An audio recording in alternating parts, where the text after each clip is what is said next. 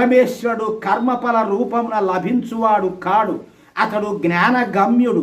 అట్టి జ్ఞానమును సంపాదించుటకై విద్వాంసుడు బ్రహ్మనిష్ఠుడై వేద విధుడైన గురువును వెదకి అతనిని చేరి కావలసిన సేవల అతనికి ప్రసాదమును సంపాదింపవలను. అతని ప్రసాదమును అంటే అతని ప్రేమను చేసి ఆ పొందవలెను. వేదాభ్యాసము బ్రహ్మజ్ఞానమునకు కావలయు అధికారము తెలుపును.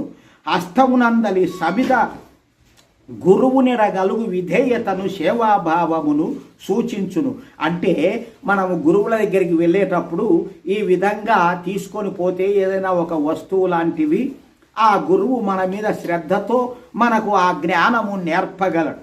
శమదమాది గుణసంపన్నుడై తన కడకు వినయ విధేయతలతో అర్థించిన శిష్యునకు బ్రహ్మనిష్ఠుడు శ్రోత్రియుడు అగు గురువు బ్రహ్మ విద్యను ఉపదేశించును. బ్రహ్మము నెరుగును ఉపాయమును సాధన విశేషములను తెలుపును. అందు మర్మములు ఉంచుకొనడు. వానిని అభ్యసించి నిత్య సత్యమగు పరమతత్వమును పొంది శిష్యుడు ముక్తుడగును.